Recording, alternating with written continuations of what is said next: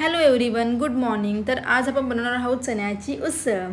तर त्यासाठी चणे चांगले मोड आले आहेत, तर ते मी कुकरमध्ये चांगले शिजवणार आहे। कुकरमध्ये 1 ग्लास पाणी टाकलं, त्याच्यामध्ये मीठ टाकलं आणि चणे शिजवायला ठेवले।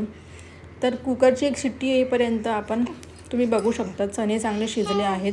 ते पाहिजे तुम्ही चेक करायचे ते शिजले आहेत की नाही। जर शिजले नसतील तरी चालतील, ते नंतर आपल्याला शिजवायचेच आहेत।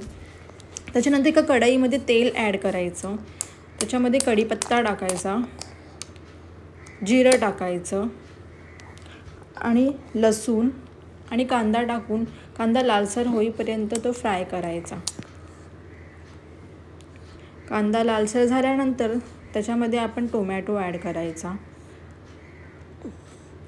तर तुम्ही बघू शकता टोमॅटो ॲड करून झाल्यानंतर आपले मेन इन्ग्रेडियंट्स म्हणजे मसाले त्याच्यामध्ये ॲड करायचे। हळद, लाल तिखट, धना जिरा पावडर, हे सगळे मसाले आपण ॲड करू शकतो। जर तुम्हाला पाहिजे तुम्ही त्याच्यामध्ये मॅगी मसालासुद्धा ॲड करू शकता, तर ते खूप टेस्टी बनतं त्याच्याने सुद्धा। आणि मीठ ॲड करायचं। आता आपली फोडणी झाली तयार। त्याच्यानंतर जे काही आपले जे चणे आपण शिजवले होते ते त्याच्यामध्ये ॲड करायचे। जर तुमचे चणे नीट शिजले नसतील तर ह्याच्यामध्ये पण ते शिजू शकतात, मग ते चांगले बॉईल होऊन द्यायचे। आता आपण त्याची वाटपाची तयारी करायची।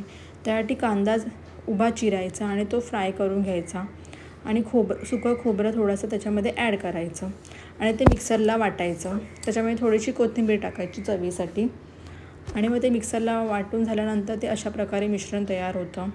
मग ते आपल्या ज्या भाजीमध्ये आहे ते ॲड करायचं, त्याच्याने आपली भाजी चांगली टेस्टी आणि घडत बनते।